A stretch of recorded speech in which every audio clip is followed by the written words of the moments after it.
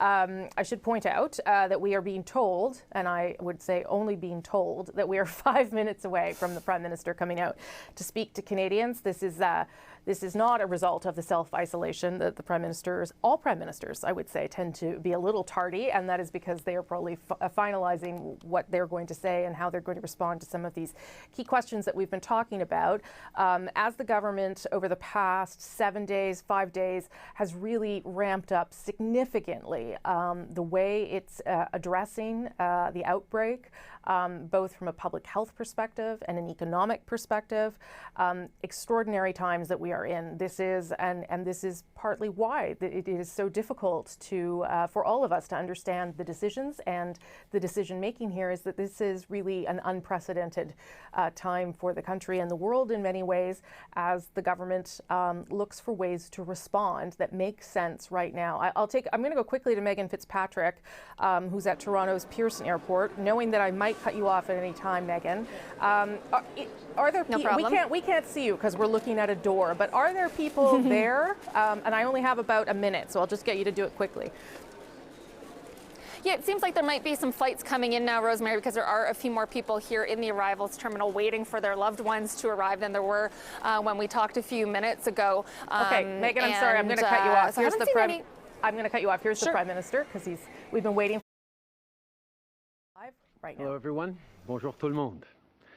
Over the past few days, we've seen COVID-19 spread around the world at an even faster pace. Canada is no exception. From the very beginning of the outbreak, our government took necessary measures to protect your health and safety. We've based our response on science and evidence, on input from our world-class health professionals and authorities. We continue to base our response on keeping Canadians as protected and as supported as possible. We assured you that as the situation evolved, our response would evolve too. As the virus continues its spread, we've decided to take increasingly aggressive steps to keep you and your family safe. D'abord, First of all, we will be closing our borders to people who are not citizens or permanent residents of Canada. This measure provides for certain exceptions, particularly for crew members, diplomats, and people whose immediate and members of their immediate family. First, we will be denying entry to Canada to people who are not Canadian citizens or permanent residents. This measure will carve out some designated exceptions, including for air crews, diplomats, immediate family members of Canadian citizens, and, at this time, U.S. citizens. Deuxièmement, Second, airlines will receive the formal order to ban all travelers presenting symptoms from getting on an airplane.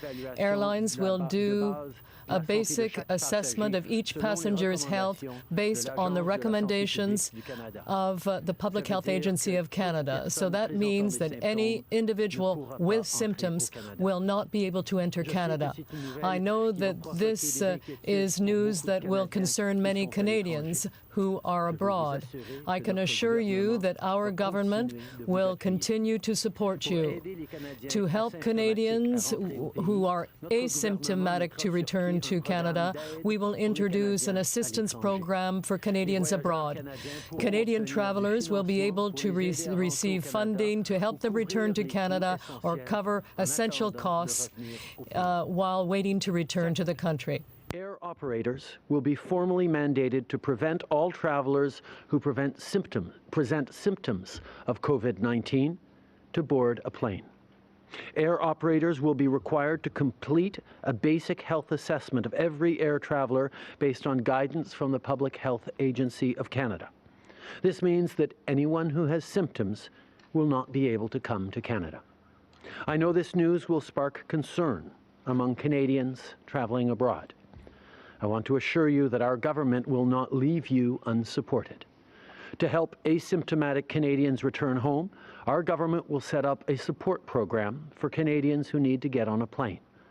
Canadian travelers will be able to get financial assistance to help them with the costs of returning home or temporarily covering their basic needs while they wait to come back to Canada. Troisièmement, Third, starting on Wednesday, March 18th, only 4 Canadian airports will receive international flights. Pearson in Toronto, Montreal Trudeau, the International Vancouver Airport, and the Calgary International Airport. For the time being, domestic flights, as well as flights from the United States, Mexico, Saint-Pierre-Miquelon, and the Caribbean will not be affected by this measure. Travel restrictions announced today will not apply to trade or businesses. We will continue to ensure that Canada can continue to receive important goods. Third, starting Wednesday, March 18th, only 4 Canadian airports will be accepting international flights: Toronto Pearson, Montreal Trudeau, Vancouver International Airport, and Calgary International Airport. At this time, domestic flights, as well as flights coming from the U.S., Mexico, the Caribbean, and Saint-Pierre-et-Miquelon, will not be affected. The travel restrictions announced today will not apply to commerce or trade. We will continue to ensure the supply of important goods to Canada. I know that these measures are far-reaching. They are exceptional circumstances calling for exceptional measures. Earlier today, I had a call with our G7 partners to inform them of these important changes. From the very beginning, Canada's response has been based on the latest available science and advice from our world-class health professionals. Today's announcement is no different. These measures will help save lives. From the outset, it has been important for me that Canadians have access to the recommendations of healthcare professionals and experts. It is their knowledge and their expertise that has been guiding the measures taken by the government, but also by individuals. Dr. Tam and public health professionals and the minister are doing extraordinary work to protect the safety of Canadians and keep them aware of the latest developments on a regular basis. As Dr. Tam said yesterday, public health authorities have administered 25,000 tests to date, and their work continues to ensure that the largest number of Canadians possible can have access to the latest information. Health Canada will be providing a daily update at the same place at noon, starting tomorrow. Today, their press conference will immediately follow mine. Public health officials and our ministers have been doing a tremendous job of keeping people safe and providing regular updates. As Dr. Tam said yesterday, public health authorities have conducted 25,000 tests to date, and this work continues. To ensure that more Canadians can have access to the latest information on COVID-19, Health Canada will be holding its daily update at the same place at noon, starting tomorrow. Today, their press conference will take place after my remarks. The measures announced today can be added to all that our government has been doing up until now. Last Friday, Minister Morneau announced new measures to financially support workers and employers right across the country. $10 billion available in additional support for Canadian businesses. This is a tool that has worked before in difficult circumstances, and we're confident that it is going to work again. The economic impact of this pandemic is shifting hourly, and we recognize the stress and anxiety that it is causing. As I've said, we are prepared to see Canadians through this time. We will have additional measures to announce as early as tomorrow to support Canadians, particularly our most vulnerable. Right now, provinces and territories are facing different realities and risks, which means taking steps that make sense for people in each area. At the same time, we also need to keep building an aligned, Canada-wide approach. On Friday, I held a telephone meeting with the Premiers and Deputy Prime Minister Freeland, and information has been flowing continuously since. We've been in constant communication with the provinces and territories so that there are no barriers between our jurisdictions during this critical time. During the meeting, I spoke to premiers about the billion-dollar COVID-19 response fund our government has put in place, which includes support for provinces and territories and their healthcare systems so hospitals can prepare. We can still slow the spread of this virus, but as Dr. Tam said, that window is closing. So far, we've seen many provinces take aggressive steps to protect their communities. I want to thank them for their work. It's time to take every precaution to keep people safe. The COVID-19 Response Fund also includes support for Indigenous communities. On Friday, I spoke with First Nations, Inuit, and Métis Nation leaders to discuss the work we're doing together on preparedness and mitigation efforts. Minister Miller also provided an update on our regular coordination with Indigenous partners, as well as the provinces and territories. Minister Van Daal has also been connecting with the territories and is working on exceptional measures to protect the North. We're making sure that everyone, no matter where they live, is prepared. The measures announced today can be added to the recommendations of public health officials. I want to remind all Canadians that they should avoid non-essential travel outside the country until new information is provided. We also recommend all those who are currently aboard to return to Canada while it is still possible to do so. I want to be clear. If you are abroad at this time, it's time to come back home. If you have just returned, you must self-isolate for 14 days. And finally, all Canadians should stay home. By staying home, we can not only protect your health and the health of your family, but also ensure that our healthcare professionals and our healthcare system can provide more support to those who truly need it. All Canadians that they should avoid non-essential travel outside of our country until further notice. Canadian travelers should return to Canada via commercial means while it is still possible to do so. Let me be clear. If you're abroad, it's time for you to come home. If you've just arrived, you must self-isolate for 14 days. And finally, all Canadians, as much as possible, should stay home. By staying home, you can not only protect your health and that of those around you, but ensure that our healthcare professionals and our healthcare systems can focus on those who need their help. This is an adjustment for all of us. We know that staying home is an important step to protect the community and each other. We all have to do it. But I want to remind all Canadians that social distancing doesn't mean we have to stop talking to each other. Pick up the phone, write an email, FaceTime. The strength of our country is our capacity to come together and care for each other, especially in times of need. So call your friends, check in with your family, think of your community. Buy only what you need at the store. But if you're heading out to grab groceries, ask your neighbor if you can get them anything. And if you know someone who is working on the front lines, send them a thank you. See how they're holding up. In Canada, we're lucky to have outstanding healthcare professionals. I want to thank them once again for their tireless efforts to keep us all safe.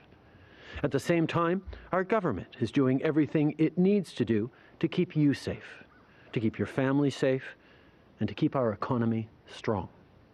No matter what our next steps look like, you can rest assured that we will take them together, with premiers and mayors, with doctors and families and neighbors, because that is what Canadians do in difficult times.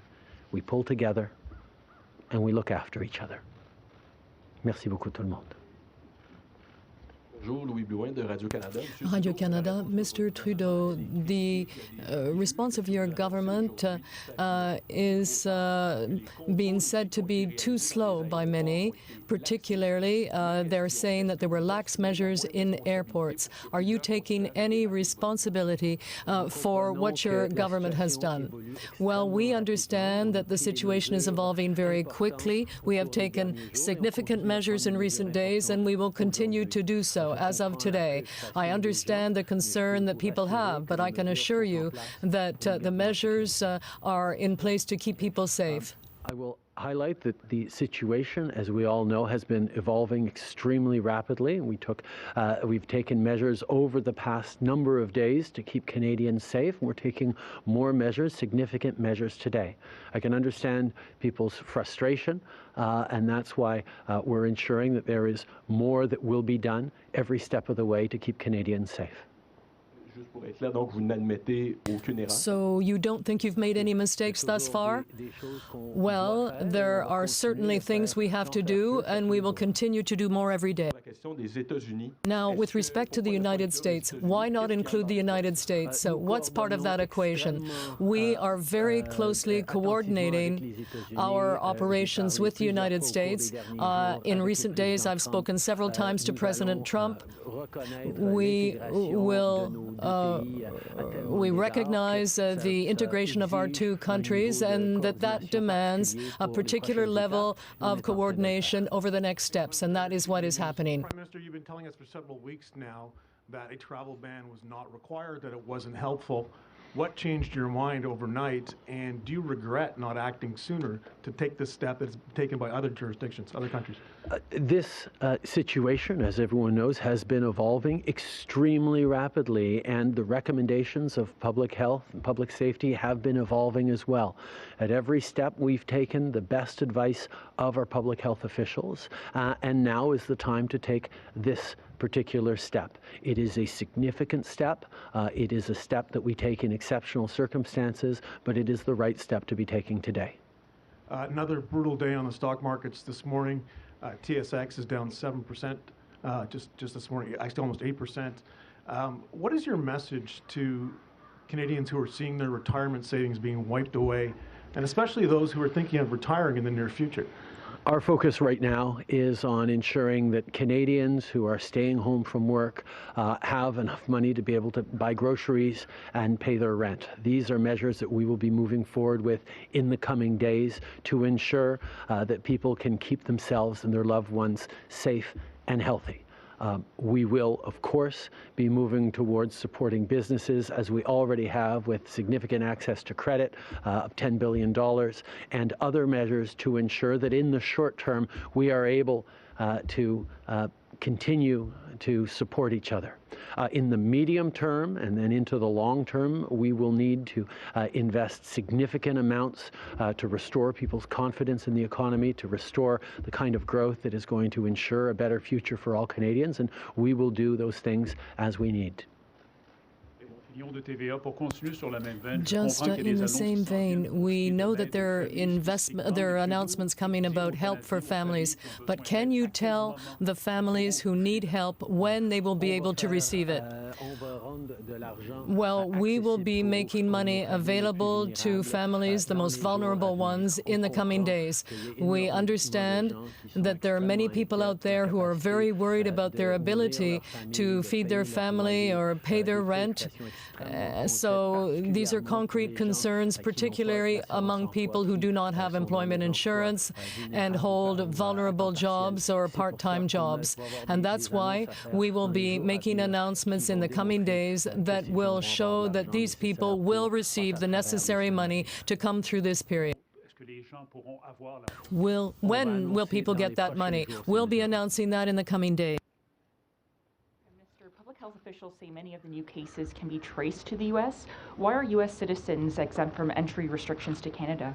We have been collaborating very closely with the United States, coordinating various measures that we've taken together. The level of integration of our two countries is quite particular, which is why we need to do some more work in order to ensure that we're doing what we need to do in the right way. But our first preoccupation is and always will be the continued safety of Canadians, and we will take the measures necessary to keep Canadians safe. But then why are U.S. citizens being allowed into Canada? What does this mean for the U.S. border? Is it going to be closed at all? At this point, we are closing our borders to all non-Canadian or non-permanent residents of Canada.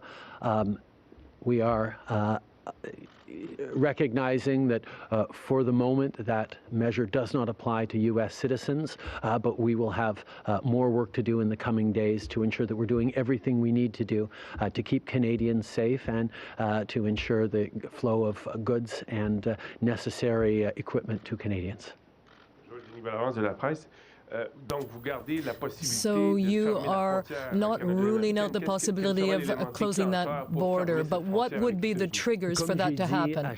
Well, as I say, at every step, we will not rule out anything that could help to keep Canadians safe. We will make our assessments step by step as to the best way of keeping everyone safe. We are moving forward today, and there will be other announcements in the coming days, and every single time we will be assessing how we can better protect Canadians and keep our country and our economy and our citizens safe, as well as ensuring the proper functioning of our healthcare system. Now, some people believe that the U.S. will become what Europe is now. Are you concerned about that? Well, as I said, we are not ruling out any measure at this point. Everything is on the table to protect Canadians, but we're going to do this step by step, as we have from the beginning. We'll take the necessary measures when they become necessary. You've said that your decisions thus far have been dictated by science. What is the science behind leaving the U.S. border open but denying entry to other travelers? We recognize that the level of integration of our two economies and the coordination that we've had over the past while puts the U.S. in a separate category from the rest of the world. But we will continue to coordinate with the U.S. We will continue to examine next steps and measures that must be taken. Today we are announcing that we are closing our borders to all foreign nationals from everywhere around the world. We will have more announcements to make in the coming days as this situation evolves. You said also that citizens people returning to Canada must self-isolate for 14 days. Are you preparing any measures to ensure that they do that, or is this still voluntary? If we put in measures for mandatory self-isolation, as many people have looked for, there would need to be enforcement measures around that, both by public health and by public safety. We know that at this point, the expectation that people self-isolate is something that we've asked of Canadians around the country, that we are expecting people to do. We know that Canadians want to keep themselves and their families safe, and we are confident that people will do what is necessary to keep themselves, their loved ones, and their neighborhoods safe. Christopher Nardi, National Post. On Friday, Health Minister Patty Hajdu said, and I quote, "Canadians think we can stop this at the border, but what we see is a global pandemic, which means that border measures are highly ineffective and, in some cases, can create harm.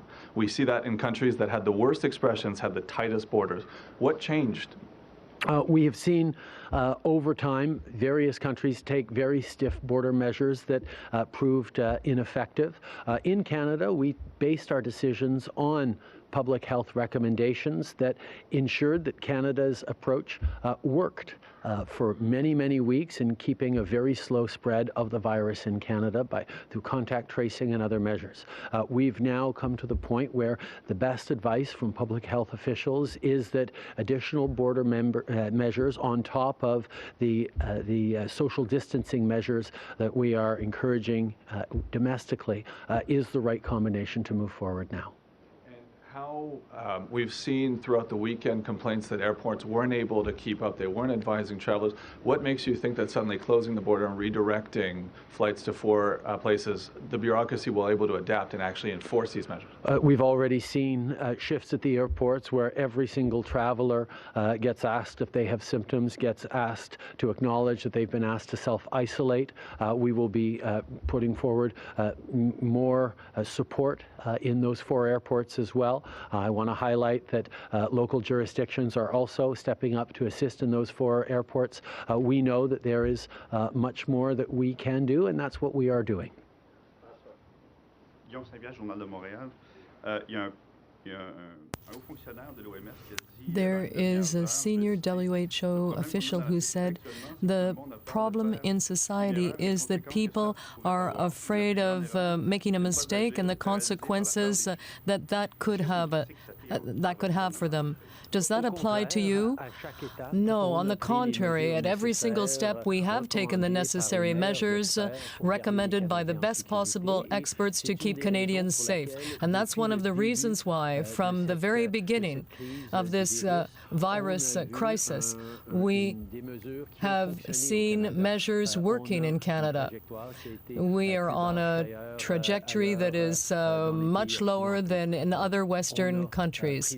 So we are also taking additional measures today because it is time to do that. We had a cabinet meeting yesterday where we had a lengthy discussion about various recommendations, and we're confident that what we're recommending today or doing today is necessary to help Canadians stay safe. Of course, the situation is evolving all the time, and we will be updating these measures as new ones are required. You say you're relying on the recommendations of experts, but they don't all agree necessarily. So does there come a time when a political decision is necessary to reassure citizens? Well, decisions are not being made by experts. They're being made by people who are elected to serve Canadians. And those decisions are made at the result after discussions with experts. And we have a responsibility as a government to make those decisions, and that's exactly what we're doing. Thank you very much.